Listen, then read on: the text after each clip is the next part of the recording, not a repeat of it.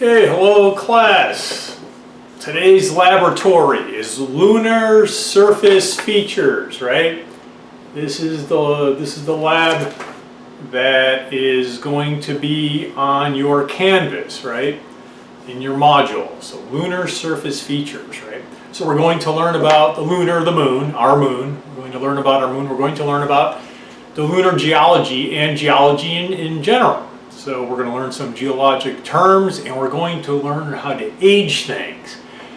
Felix, how can you age things when the moon is so far away? You know, we've only had astronauts land there 6 times. It was a long time ago. Well, we have the process called superposition, right? Superposition is what we're going to use. Let's give an example of superposition. So let's say there was a crime. Superposition works, it doesn't have to be on the moon. Superposition works anywhere. It works on Earth, right?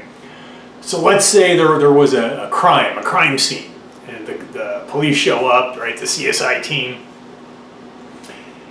and they find a footprint in the back of the house where the crime happened, and it was a good footprint, right? It was in dried mud. Well, what can they infer about that footprint? Well, they would say, well, this footprint happened after the rain, while the ground was still wet. So it formed. So there was mud and it formed a good footprint, and then we're seeing it now. It's dry. So now they have a time scale of when this footprint would have been there. It was after the rains, but before everything dried up, right? So that's superposition. So you have a footprint on top of something, right? You have a footprint on top of something, okay? And now if there was, say, a cat print that was on top of the footprint, right? Then you would say, well, a clue, there's a cat print on top, so this cat came by and stepped on the footprint after the burglar or something like that, right? So superposition, things are on top of other things. So we know that, what do we know? We know that it rained first, then there was mud, and then the footprint stepped on it. It probably didn't happen during the rainstorm, because if it happened during a rainstorm, it wouldn't have been such a good footprint. It would have washed away a bit, right? So we know there was a footprint after the rain, and then a cat came by after the burglar and put a paw print in, right? So that's superposition. So see how we were able to age things? We know that the cat print is newer than the footprint, and the footprint is newer than the rainstorm. So that is the principle of superposition. Well, it works on the moon. It works in geology too. You have the surface of the moon. We can see it in our telescopes, and we can deduce things. So let's learn a little bit about the moon, and then we're going to get back more into superposition. Let me just maneuver this over here. Bear with me. The production value is very amateurish. Yeah, well, that's all right. You'll be fine. You'll be okay. All right, we're doing what we can here. So let me lower this. We'll make the production value as good as it can in the short term. All right.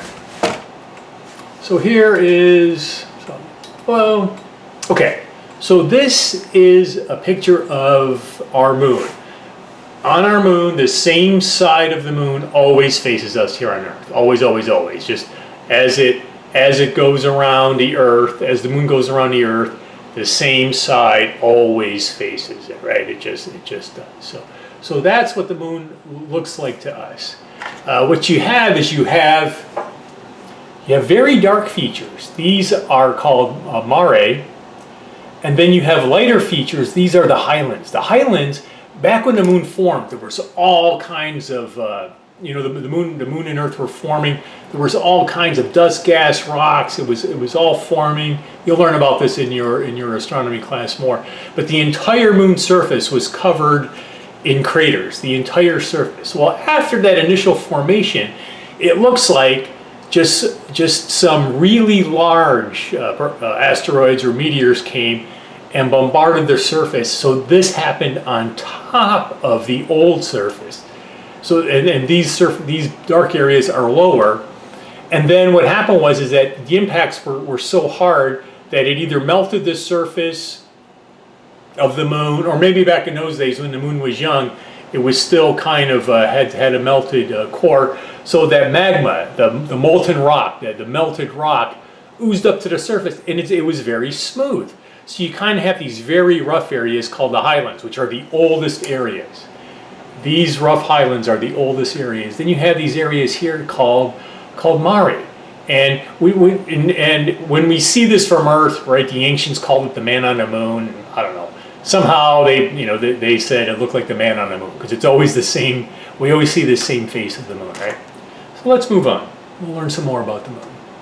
Okay, here's just some examples of some craters. So what is a crater? Well, a crater is when a big rock or some other, a meteor strikes the surface, either of Earth or the moon. These are pictures of the moon. So here's a crater called Copernicus. It has some little craters next to it. So here's what happens. So you'll have just the surface,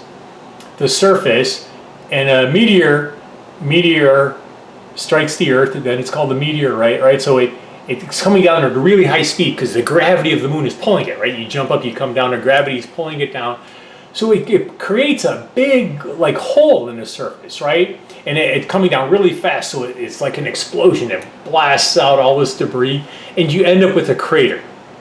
You end up with a crater, and then a lot of material has been ejected out. Has been ejected out.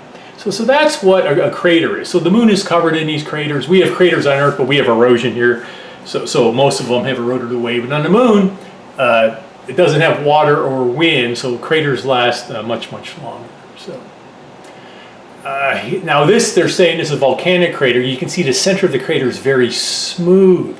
So that would have been like a molten, it would have been like at one time it was a very hot rock that liquefied, and then when it solidified, it got cooler. Well, it's very smooth, right? Okay. And these are just some terms that you're going to see in the laboratory, right? You're going to read your laboratory, right? Lunar surface features, that's part of the assignment. You can see where when the mare, in plural it's maria, when you're talking about them all, you can see where that molten material filled in some craters or just barely covered some craters. So this would be like a sunken crater where this part was half sunk in.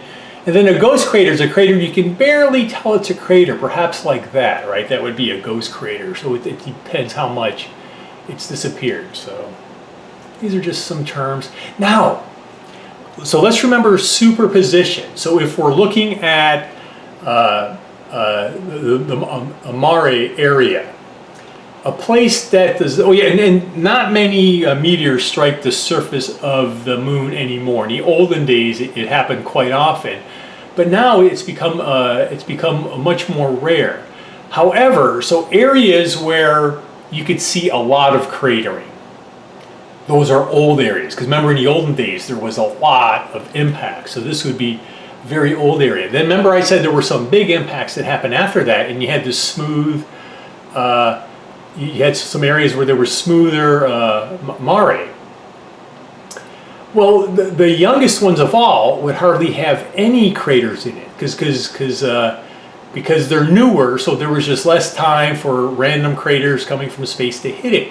Areas that have more craters, we would determine those as older areas because there's more craters, and then areas that are just covered in craters, one after another on top of each other, and it's eroded away, then those are the oldest surfaces of all. So here you would have the youngest surface, young surface, few craters, right? A little bit older, more craters, a little bit older, because with time, there's just more time for craters to have impacted. And what they say is that equal areas of the moon have equal probabilities of getting hit by craters, right? That when you have a lot of craters, that's the oldest surface of all, right? Now, what's a ray? Well, like we said, when a meteor strikes the surface, this ejecta comes out. And you have like these rays, it's called rays, where it spreads material out over the moon. Here's a really pretty one where you see where there was an impact crater and this ejecta came out. Well, what happens is that eventually erodes away on time. Erosion, what erosion? Well, the moon has a kind of erosion we don't have on Earth. On Earth we have an atmosphere, so really tiny small particles, grains of sand and such, it burns up in our atmosphere. Or just really small particles, like just atoms or electrons and protons in space. In our atmosphere, well, they hit the atmosphere, so they don't reach the surface. They'll burn up. Bigger ones do, but the little ones burn up. But on the moon, there's no atmosphere, so they just hit. So over millions of years, these rays will disappear. So rays happen, when you see rays, that's another indication that a crater is young. Because older craters, the rays would have eroded away. All right? And then when you read the procedure, there's a lot of geological terms. We're just going to go over that. So these are craters. Now this crater here, which crater is older? Well, the big crater was clearly there first, then this crater happened on top of it. It's just like the cat's footprint is on top of this human footprint. So superposition, the bigger crater is younger. I'm sorry, the bigger crater is older, the little crater is younger, because this crater would have happened on top of it, right? Okay, this is called a rill. A rill is like a dried riverbed. In California, we're used to those. The moon has those features. Now, the moon probably didn't have water. It's probably from perhaps lava flows or other such features. That's still in debate. But clearly something was flowing on the surface at one point and kind of carved out these dried river-like features. Those are called rills. Wrinkle ridges, right?